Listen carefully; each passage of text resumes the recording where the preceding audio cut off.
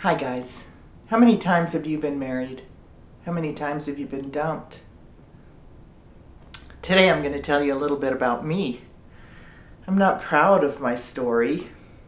I'm proud of how my life unfolded, not necessarily proud of my story, but I'm getting some questions about were you married? Are you married?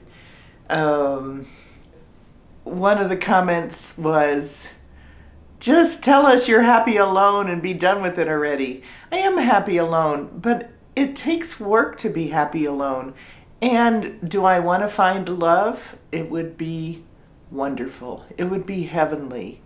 I just don't know if it'll happen. So I'm just going to keep dating myself until it does. And that way I get the best of both worlds. I'm happy alone, and if somebody comes along, I might be happier. My family was very transient. We never lived in the same place more than 2 or 3 years, and no, we weren't military. My mother said that my father was having affairs and he moved so that she wouldn't find out. My father said he was always going for the next best job to care for his 4 children and wife. I don't know which story is true. I don't really care. That's between them. But it left a profound mark on my life. I never ever got to know what it was like to have friends or boyfriends or long-term relationships of any kind, because I was always moving. And when you're a kid moving, well, you military people know how moving is, but those of you who have lived in the same place a long time, you develop habits and relationships and comforts and securities that I'm sure you take for granted. Probably some of them you don't even like, but those of us that are transient don't. I never really had a boyfriend. When I thought I was going to be a freshman in high school, we moved, and 9th grade was included in middle school again. So I was in middle school.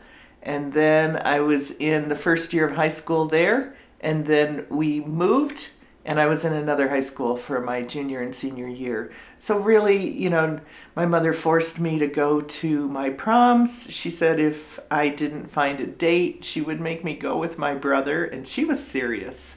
My junior and senior year were not like anything close to any of what was in the movies. Not saying that anybody's was close to anything that was in the movies, but mine was definitely not boyfriends, girlfriends, the normal high school experience. I did, however, have a friend at lunchtime. I would come home every day and I would watch All My Children. All My Children is a soap opera that was very popular for many, many years, decades. There was a main character, Erica Kane. She was my hero. She had the most glamorous, amazing, fascinating life you'd ever want to imagine. And she was always dating, marrying, divorcing, dating, marrying, divorcing, dating, marrying, divorcing. My father never had a talk with me about the birds and the bees, and my mother only had one, to basically go through the scientific discussion of how babies are made, and someday that'll happen to you. Not anything about love. Well, my mother did tell me something about marriage, not about love. Marriage, you get who you get and you live with it. That was all I had. Okay? You just get who you get. So that was not great dating advice either. I went to school for 2 years, dropped out. I was living in Michigan at the time and decided that I really, really wanted to be in Colorado. I just felt like that my whole life. So I found a boyfriend that was willing to make the arrangements and do the adventure. And we came out to Colorado and we lived together for about a year. Now back then, living together was a big, big taboo. His family, we still had to lie about it, and my family was not very thrilled about it. So we were not off to a great start. So we were together for about a year and a half, and then we got comfortable in our new environment and kind of went our separate ways. I dated a couple of men, And by 25, I was ready to have a baby. And my mother told me you get who you get, so I didn't know how that worked.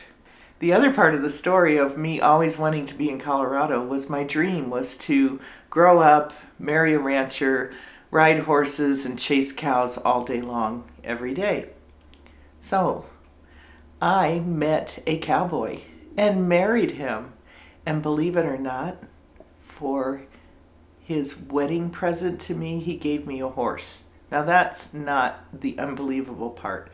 The unbelievable part is that when I was 10 and 11 and 12 and asking my parents for a horse, they gave me a melamine horse. And here's a picture of it. Now, here's a picture of me with my wedding present. Same horse. Your beliefs really do affect your life. We had a very interesting life. He was a cowboy, he was a horseshoer and a horse trainer, and he knew every rancher in the country. We lived on ranches. We helped ranchers with cattle drives and chasing cows all over the mountains in the summertime when they go up on their leases, and driving them home in the fall, branding them in the spring. And birthing them. I saw a lot of cows being born. It was an interesting life. And we got to do a lot of riding in the mountains. I got to see more of the mountains than most people who live here today. All kinds of places that most people don't get to see. I've ridden along the Continental Divide in very rugged and remote places in the Rocky Mountains. It was spectacular. We had 2 boys, and we were together for 5 years. It was a rough 5 years. Yeah, it was rough in all sorts of ways. Alcohol, money problems, living arrangements, value systems, everything was wrong. I should have known from the start when he told me he was shooting blanks, and a couple weeks later I told him I was pregnant. A couple weeks after that he said, "Do you think you might want to marry me?" I thought about my mother's advice, you get what you get, and said, okay. And that's how we got married. No other discussions about values, goals, anything like that. We had a really, really cantankerous divorce. And after the divorce, he still fought me. He told me that if I left him, I would never get to see my sons again. And he tried to make that as real and as true as possible. So after a couple of years, I met another man. This time, it was a European. He was tall and lanky, and we looked like international figure skating superstars when we stood together. He was very suave and debonair and very polite, very kind, had a heart bigger than the size of the moon, and he was in love with me and my children. And we wanted to rearrange the custody arrangement. So we went through all kinds of hoops. We got an attorney, we went to see psychiatrists, psychologists, counselors, legal people, all sorts of people. And as we were preparing for court, the attorney said, it would be a really good idea if you guys were married. So the next weekend, off we went to Vegas. Got married in the little white chapel, just like Elvis. That's not a great way to get married either. We got married. We got through the custody battle, rearrangement, all that. Went on our merry way on our lives, and about 2 years later realized that we were much better friends than we ever could be. Life partners and marriage partners. There's a difference. We were always great friends, and when you get married, Whether you admit it or not, on either side, expectations change. And the expectations changed, and we decided to split. Very amicably. We are friends to this day. We just wanted to go our different ways. We had different values and different goals. So off we go. Divorce number 2. Easy. Simple. Self-service. Done. Okay. So, let me mention one more thing. One of the reasons I didn't want to stay with that last man, the European, was because he had a fixation on growing the largest pot crop you could imagine. Dreams and illusions of grandeur. Every time we talked about doing something, I want to grow pot. I want to grow pot. Okay, so that was a big no for me. I met the next man in my life. I invited the last man, husband number 2, to come meet the new man. And as he strolled around his yard with the new man, he said, "Oh, this would be a great place to grow pot." When that thought traveled over to the new man, I didn't think much about it because the new man was a psychologist and a pastor, and he was good and pure, and I thought nothing of it. We got together. Within a year of knowing each other, we were married. I thought we had talked about our values. We had talked about our goals. In therapy, he was my counselor. Don't date your counselor. There's a reason there's laws against it. Okay? So I'll leave the rest of that story for another day. That's my divorce history. After that, I hooked up with a guy for 15 years, a man who was 50 and had never been in a committed relationship. You're kind of set in your ways by then, and you make your relationships fit around your life instead of make your life fit your relationships. Now, I am a believer in you create your own life. You create the good and the bad experiences in your life. Now, I know there's some horrific things that have happened that are not your fault. Some horrific things have happened to me that I don't believe are my fault, but I was in a particular place at a particular time for those circumstances to play out. So when I look back at my relationships, I can't blame them. I'm not going to blame me completely.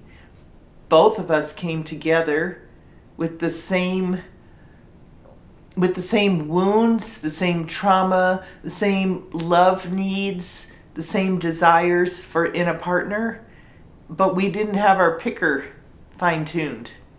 So we got together for an experience that was not good for either one of us.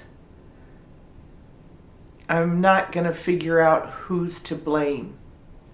I just know that I didn't do the best I could. And part of the reason I'm doing these videos now and I'm obsessed with these topics is because I've always been obsessed with these topics. I've always wanted to be a better person. I've always wanted to understand myself more. I've wanted to understand others more. I wanted to understand, why did I go through 3 divorces? What is wrong with me? Well, you know what's wrong with me? Nothing's wrong with me. I was training my brain back in high school by coming home every day at lunch and watching Erica. And remember what Erica did? She met a man, married, divorced. Met a man, married, divorced. I had no idea how much that soap opera every day affected my life. But it did, in my subconscious, create that experience. I went into relationships thinking, okay, 2 dates, 3 dates, good for me, let's get married. No! So now now I'm old enough, I'm on my own, I'm probably not going to find somebody, but I'm old enough and smart enough to know now that if I find somebody that's as interested in having a healthy relationship as I am, we're going to have some fun. If a healthy relationship is something that he wants, let's go for it. I mean, I think it would be the most wonderful, exciting experience that you could have in your life. Chances of happening, slim to none, still out there. I create my life, so I'm leaving the door open. I know he's a great dancer. I know that. All right, that's the first part of my life. Hey, if you want to know more, I wrote a book called Coach Life, and I just briefly mentioned those guys in here. So if you want to know more, there's a link below to buy the book. I'm writing a new book. There'll be more about the guys. Anyway, I hope that helped. Please leave some comments about what else you want to know about. I've had the most success with dating videos so far and relationship videos, but the comments are telling me a different story. So I don't know if you guys are just curious and want to talk about dating and are not interested in dating, or if you're interested in dating and don't want to admit it or don't want to try it because, like me, you think it's like finding a needle in a haystack, or somewhere in between. So thanks for listening. Thanks for visiting today. Hope to see you again soon. And hey, did you subscribe? Don't forget to subscribe. I really appreciate it. And you don't want to miss the conversation. Talk to you later. Bye.